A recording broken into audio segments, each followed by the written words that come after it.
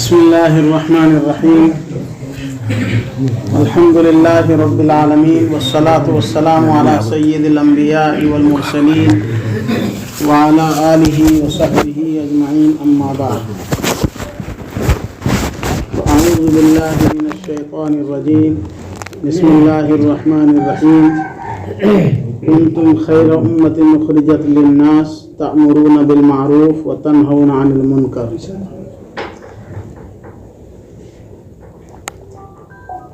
क़ाल अल्लाह तबारक व तआला मन यनफ़उन्नास यमकुसु फ़िल अर्ज़।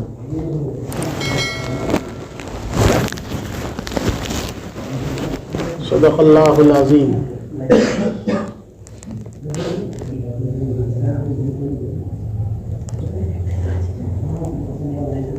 क्यों न मिट जाएगा ईरान के मिट जाने से, नशे मैं को ताल्लुक़ नहीं पैमाने से, है आया यूरिश तातार के अफसाने से, पासबां मिल गए काबे को सनम खाने से। कश्ती हक का ज़माने में सहारा तू है, कश्ती हक का ज़माने में सहारा तू है, असरे नौ रात है धुंधला सा सितारा तू है। हज़रत सदर मुहतरम मुअज़्ज़ज़ उलमाए किराम और बावक़ार हुफ़ाज़ इज़ाम और मुहतरम दानिश्वरान कौम मिल्लत, हम और आप बहुत ही खुशनसीब हैं कि बागीचा की सरज़मीन में अल्लाह के घर में दीन की फ़िक्र लेकर बैठे हैं। अल्लाह के दीन को, प्यारे हबीब सल्लल्लाहु अलैहि वसल्लम की लाई हुई शरीयत को किस तरह से मजबूत किया जाए और अल्लाह का दीन हम में कैसे दाखिल हो जाए और हमारे माशरे में दीनी बहार कैसे पैदा हो जाए, इस फ़िक्र को लेकर हम सब यहाँ बैठे हैं। अल्लाह हम सब के बैठने को कबूल फरमाए। वो जो हदीस का हवाला लोग देते हैं सिर्फ वो तबलीगी जमात ही के लिए नहीं है कि कुछ लम्हों के लिए दीन के लिए बैठना 70 साला नफली इबादत से बेहतर है। वो सिर्फ तबलीगी जमात के लिए नहीं है, वो हर जगह जहाँ भी दीनी फ़िक्र लेकर कुछ लोग बैठते हैं वो सब जगह वो उसकी शादी खाती है।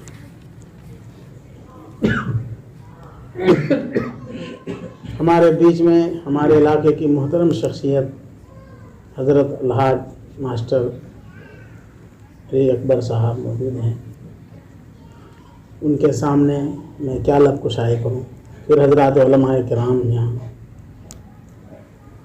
बहरहाल मैं भी आपके इस काफ़िले का एक साथी हूँ, इसलिए हौसला मिला है कि और साथियों के तरह मैं भी कुछ बोलूं। मैं सरपरस्ती के लायक नहीं हूं, मैं आप हज़रात का रफ़ीक़ सफ़र हूं।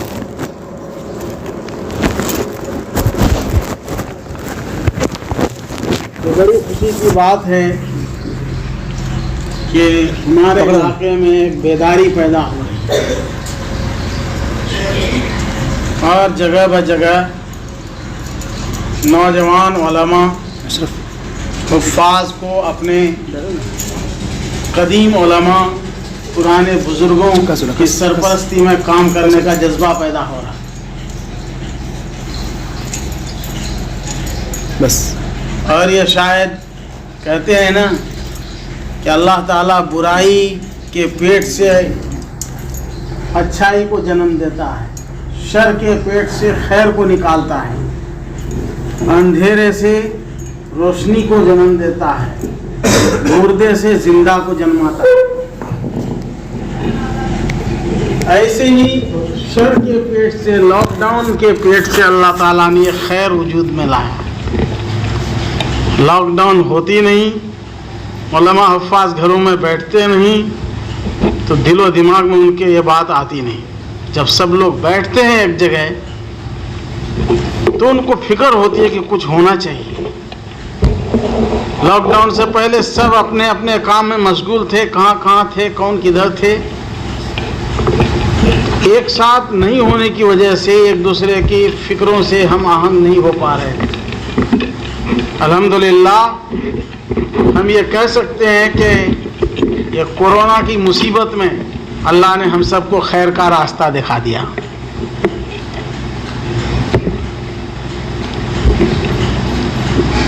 अभी इससे पहले बात आई, बुजुर्ग उलमा और इलाके के बुजुर्ग शख्सियतों ने ये बयान किया कि ये काम पहले होना चाहिए था, अब हो रहा है, ताख़ीर हो गई।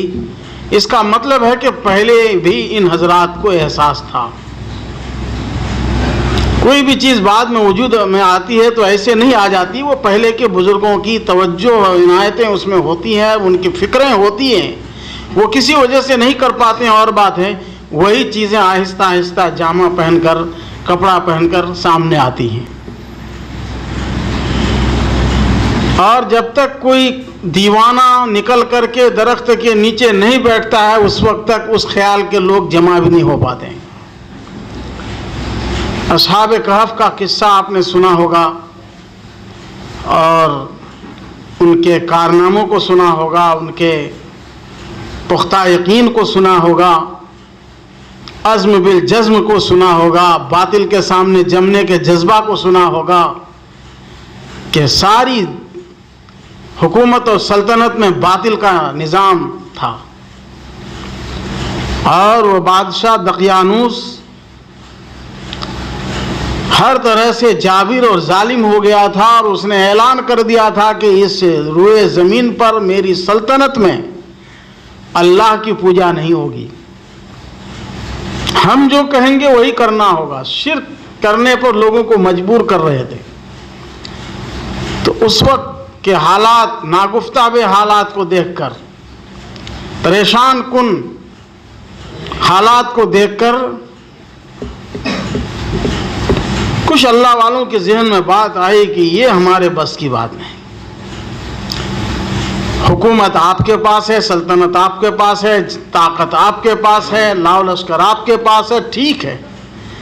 अब इन चीज़ों की बुनियाद पर, इन ताकतों की बुनियाद पर आप हमसे जो चाहेंगे वो करवाएंगे तो भले ही आम लोग भेड़िया दसान आपका मान लेंगे, हम नहीं मानने वाले।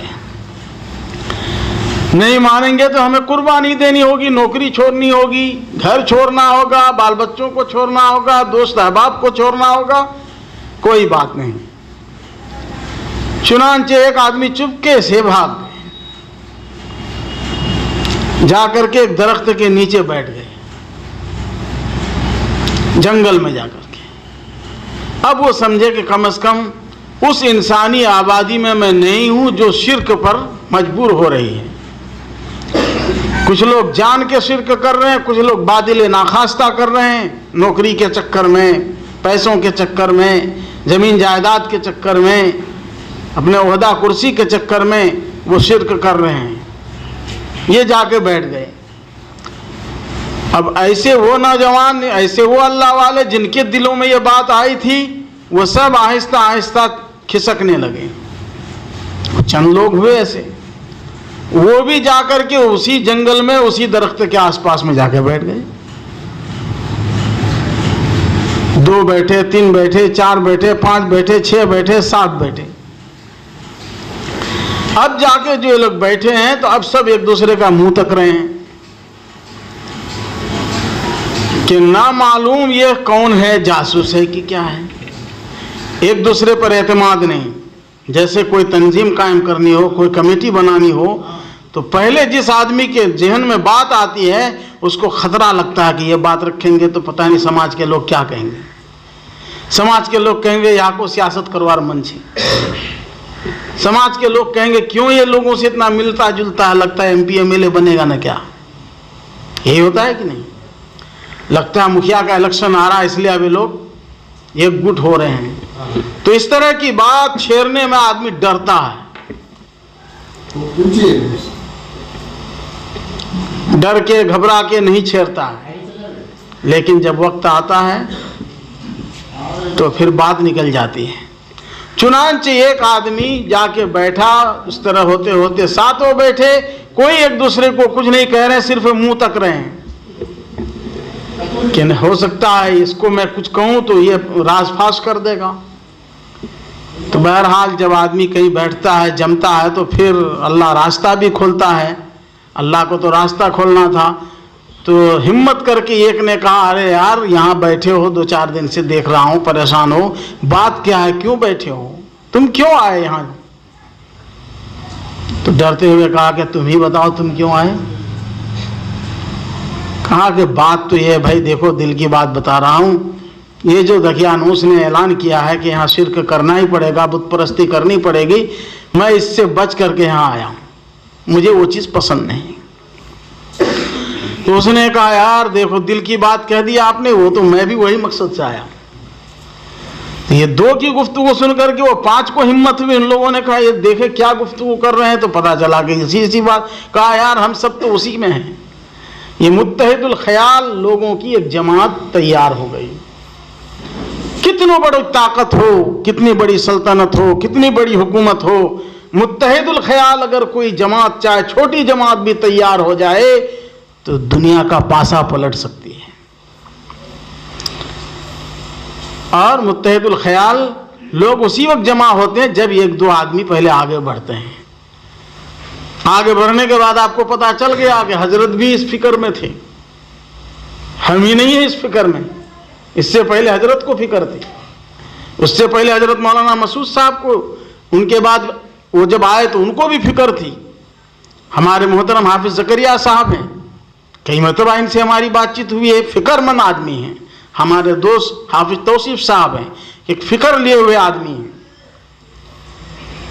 इनमें तो अक्सर मेरे अजीज़ हैं जिनको मैं सिर्फ जानता तो हूँ, लेकिन बहुत गुफ्तगू नहीं है, लेकिन इन हजरात से मेरी गुफ्तगू अक्सर होती है। सबके अंदर एक फिक्र है।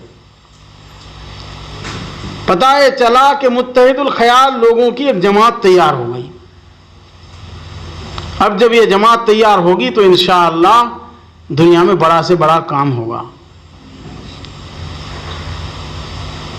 आका सल्लल्लाहु अलैहि वसल्लम मुत्तहिदुल ख्याल जमात बनाने के लिए पूरी रात और दिन मेहनत करते थे कि ये जमात मुत्तहिदुल ख्याल हो जाए, एक फिक्र लेकर के आगे बढ़ने वाली जमात पैदा हुई। और उस जमात के मुख्तसर से लोगों ने बड़े बड़े मार्के हल कर लिए। अल्हम्दुलिल्लाह मुत्तहिदुल ख्याल लोगों की ये जमात तैयार हुई है। हमारे दोस्तों में ये जज्बा पैदा हुआ है कि हम फ़िक्र इंसानियत के नाम से एक तंजीम और कमेटी बनाकर सबसे पहले भौरादा पंचायत में काम करेंगे। जाहिर है हमारी नीयत तो सिर्फ भौरादा होगी नहीं, मुसलमानों की नीयत पूरे आलम की होनी चाहिए, लेकिन इब्तिदाई तौर पर हमारा ये दायरा होगा। इस दायरे में मेहनत करने के बाद जब लश्कर तैयार हो जाए तो फिर आगे बढ़ेंगे। मकसद ये नहीं कि हमको यही मेहनत करना है, मकसद ये है कि हमको इसको लश्कर के लिए फौजी छावनी बनाना है, यहाँ हमें लश्कर तैयार करना, फिर यहाँ से सप्लाई देनी है इंशाअल्लाह। और पूरे आलम की नीयत हमारी होनी चाहिए, हम पूरी दुनिया में काम करेंगे, इसकी हमारी नीयत होनी चाहिए। मेरे मुअज़्ज़ज़ बुजुर्गों, दोस्तों, सहाबा की जमात क्या है? एक तंजीम ही तो है। सहाबा की जमात एक तंजीम ही है। तंजीम के माना ही है लोगों को जोड़ना, मुनज़्ज़म करना, एक जाल तैयार करना, नेटवर्क तैयार करना। नेटवर्क से काम आसान हो जाता है। जाल जब बुन दिया जाता है तो उससे काम आसान हो जाता है। इसी के लिए तंजीमें बनाई जाती हैं। तंजीमें जहाँ तक बड़ी बड़ी तंजीमें हमारे मुल्क में हैं, जमीयत उलमाए हिंद है, मुस्लिम पर्सनल लॉ बोर्ड है, जमात है, जमात तबलीग और इमारत शरइया है। मैं तो कहता हूँ कि कम से कम किसी के भी हक पर कायम रहने के लिए इन 4 जमातों और तंजीमों और इदारों से जुड़े रहना ज़रूरी है। मुस्लिम personal law board, Jamiat Ulama Hind और जमात तबलीग और दारुल उलूम देवबंद। दारुल उलूम देवबंद का मतलब है दारुल उलूम नदवतुल उलमा भी। ये मत समझिएगा मैं कोई तफरीक कर रहा हूं। नदवतुल उलमा भी दारुल उलूम देवबंद की ही शाख है, क्योंकि इस हिंदुस्तान में उम्मुल मदारिस तकरीबन 11 साल पहले कायम होने वाला मदरसा दारुल उलूम देवबंद है। उसके बाद नदवतुल उलमा कायम हुआ है। दोनों की फिक्र एक है कि दीन को हमें परवान चढ़ाना है, दीनी तालीम लोगों को देनी है। नदवतुल उलमा कायम करके सिर्फ इतना इजाफा किया है उन्होंने कि दीनी तलबा को असरी उलूम भी कुछ आने चाहिए। एक ज़रूरत का एहसास हुआ, उम्दा सोच थी ये। चुनांचे ये दोनों इदारे हमेशा मिलजुल कर काम कर रहे हैं और दोनों के अकाबिर मिलजुल के हिंदुस्तान के मुसलमानों की हर तरह की तरक्की के लिए सोच रहे हैं। और इन दोनों का मुश्तरका प्लेटफॉर्म मुस्लिम पर्सनल लॉ बोर्ड है, जिसमें रह कर के ये सब इस्लाम की ज़बरदस्त तर्जमानी कर रहे हैं।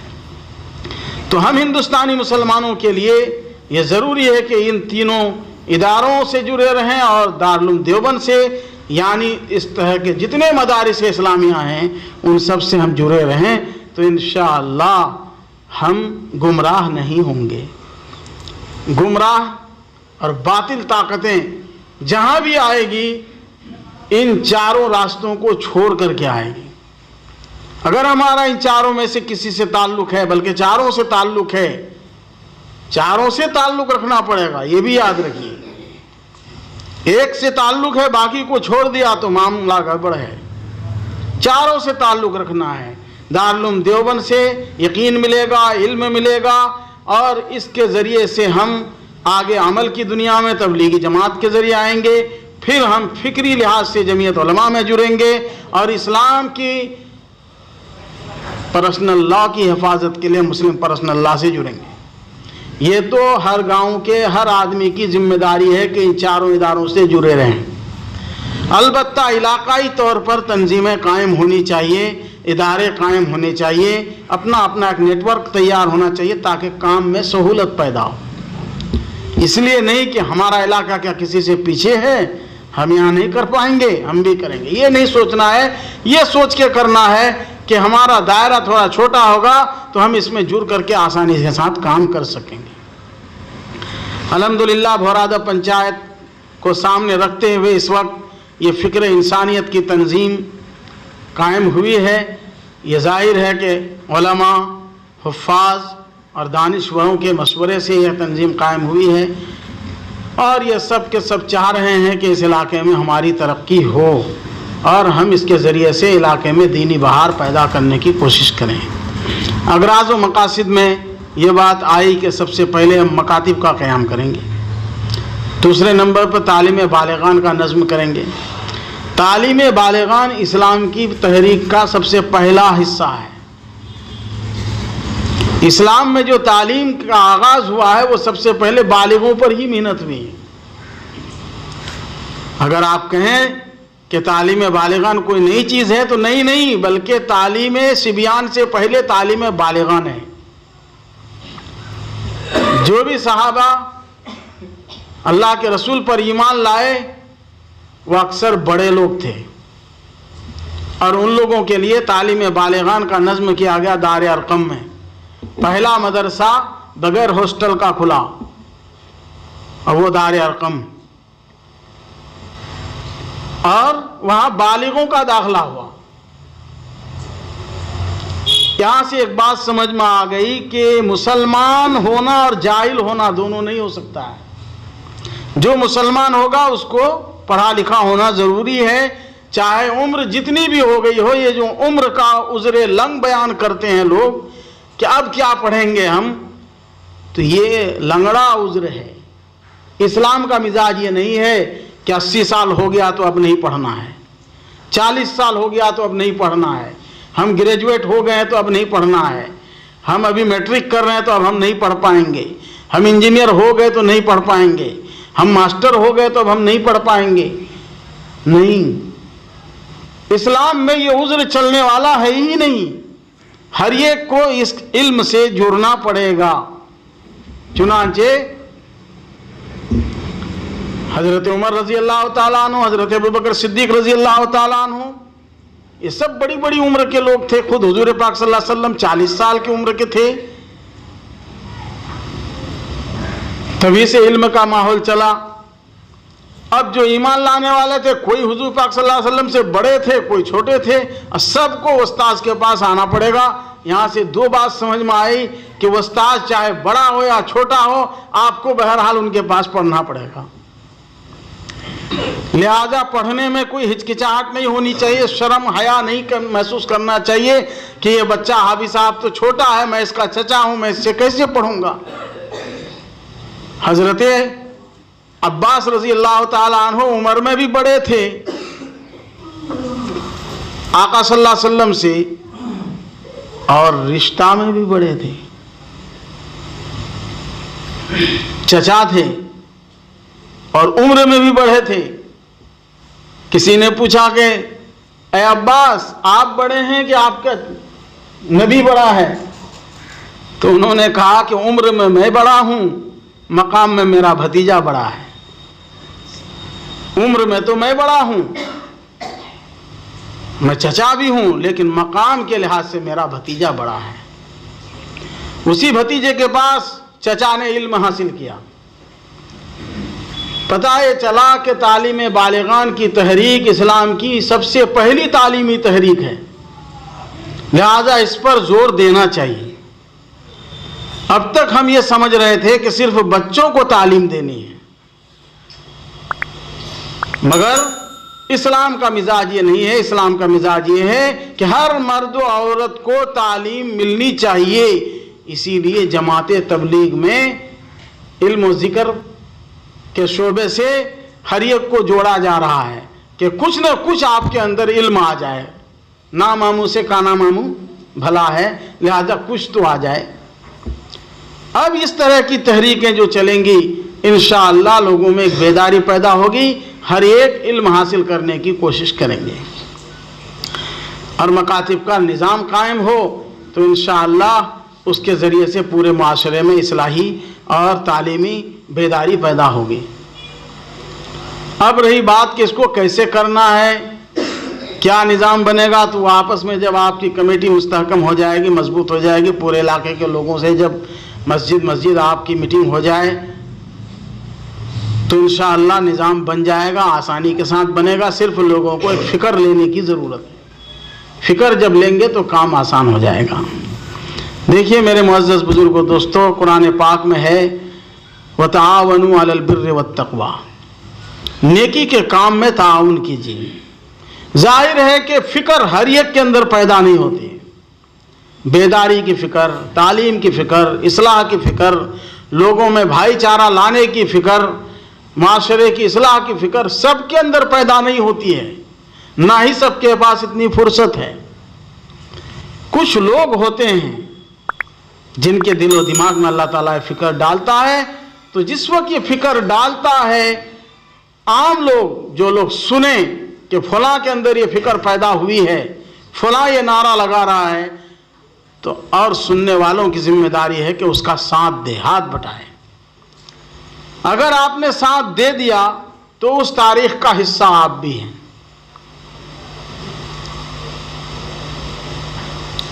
आम लोगों की जिम्मेदारी, जो लोग सुने हैं उनकी जिम्मेदारी है कि वो हाथ बटाए, और जो लोग आगे बढ़े हैं उनकी जिम्मेदारी ये है कि अगर पत्थर भी मिल जाए तो उसको समेट लीजिए। कोई पत्थर भी मार दे अगर पागल समझ करके, तो उस पत्थर को जाए होने मत दीजिए, लेके अपने झोले में डाल लीजिए। क्यों? ताकि यही पत्थर हमारे भाई नादानी में हमको ज़रूर मारे हैं, लेकिन ये पत्थर हमारे काम का है। इसलिए कि जिस दिन फ़िक्र इंसानियत कमेटी की कोई बिल्डिंग की बुनियाद जब रखेंगे तो उसकी बुनियाद में ये पत्थर डाल देंगे तो कुछ ना कुछ काम हमारा हो जाएगा। मारने वाला तो पत्थर मारा हमको पागल समझ करके, लेकिन हम उस पत्थर को ले लेंगे अपनी झोली में कि हम अपनी बिल्डिंग की बुनियाद में इसको डालेंगे। काफले को लेकर चलने वालों का ये जज्बा होना चाहिए। ये नहीं मनफी पहलू कि हाय या सताते हैं लोग, हमारी बात मानते नहीं हैं लोग, इलाके के लोगों में बेदारी नहीं है, इलाके के लोग बखील हैं, माल निकालना नहीं चाहते हैं, वक्त निकालना नहीं चाहते हैं। ये मनफी सोचना ही नहीं। तबलीग वाले क्या करते हैं, जाते हैं, कहते हैं भाई चलो अल्लाह के घर में चलो, कहता है हमको पेशाब हो गया, बच्चा पेशाब कर दिया है, तो कोई बात नहीं, ऐसे चलो, कोई बात नहीं। अब वो बहाना किया, अब ऐसा बहाना कि मस्जिद में कैसे जाएंगे, बच्चा पेशाब कर दिया, कहा कोई बात नहीं, चलो। एक साथी से मस्जिद में लुंगी मांगा और कहा कि लो ये लुंगी बदल लो। वो तो भागना चाह रहा है, ये पकड़ना चाह रहा है। ऐसे ही हम लोगों को इसमें करना पड़ेगा। आहिस्ता आहिस्ता जब लोगों को जोड़ेंगे, काम करके दिखाएंगे, लोगों में काम का चर्चा होगा, लोग खुद ब खुद जुड़ते जाएंगे। अभी जितने लोग जुड़े हैं यही इखलास के साथ काम करें, आगे आहिस्ता आहिस्ता लोग काफिले में शामिल होते जाएंगे और यह काफिला बड़ा होता जाएगा। तो इसमें ताउन करना है हम लोगों को। ताउन, सबसे पहला ताउन यह है कि हम अपना वक्त इसमें दें। जब इसकी कहीं मीटिंग हो, जब इसके लिए लोगों को बुलाया जाए, तो अपना हर काम से आगे समझें कि ये काम हमारा अहम है। ये छोटी मोटी चीज़ नहीं है, इसके ज़रिए से आप पूरे इलाके में दीनी बहार पैदा कर देंगे। हर चीज़ पर नज़र होगी, इलाकाई तंजीम होगी, पूरे पंचायत में हर वार्ड में आदमी होगा। जिस तरह से हर वार्ड में वार्ड मेंबर होता है, ऐसे ही हर वार्ड में हमारा 2-4 आदमी कम से कम मेंबर हों जो उस पूरे वार्ड की निगरानी करें। और मेरे ख्याल से कोई ऐसा वार्ड नहीं है जो हाफिज आलिम से खाली है और दानिश्वर से खाली है। मास्टर डॉक्टर लोग, आलिम हाफिज लोग हर वार्ड में कुछ न कुछ हैं। लिहाजा उस वार्ड के उन लोगों को जिम्मेदारी सौंप दी जाए कि इस पूरे वार्ड की निगरानी आपको करनी है। हर आदमी अपने अपने वार्ड को संभालने की फिक्र करे और फिर हर वार्ड के लोग एक साथ महीने में 2 महीने में जो भी वक्त तय हो मुनासिब, उसमें बैठें और जायज़ा लें एक दूसरे का, और पूरे अपने काम का जायज़ा लें कि हम इस महीने में कितना काम कर सके हैं, मकातिब में क्या पेशरफ्त हुई है, कितनी तरक्की हुई है। इस तरह से आप मिला करके काम करेंगे। रही बात कोई भी तंजीम, कोई भी इदारा, कोई भी तहरीक के लिए ज़रूरी है माल की फराहमी। माल के लालची होने की हैसियत से नहीं, बल्कि माल हमारे लिए दुनिया में असबाब होने की वजह से ज़रूरी है। बगैर माल के काम बन सकता है, लेकिन अल्लाह बनाता नहीं है। अल्लाह का निज़ाम है। अल्लाह ताला असबाब के ज़रिए इस दुनिया को चलाता है, लिहाजा असबाब से पीछे नहीं होना चाहिए। अल्लाह के रसूल सल्लल्लाहु अलैहि वसल्लम ने भी चंदा किया। हाँ, हमारी शरीयत का मिजाज ही चंदा है। चंदा का मतलब चंद लोग मिल करके ताउन करें। अब जब ये तंजीम बन जाएगी, मकतब कायम होगा, तो क्या क्या काम होगा मालूम है? देखने में तो लगता है कि मकतब कायम होगा, लेकिन अगर आप इसको ज़रा सा डीपली देखें, गहराई से देखें, तो एक मस्जिद को आबाद करने का आप जरिया बनेंगे।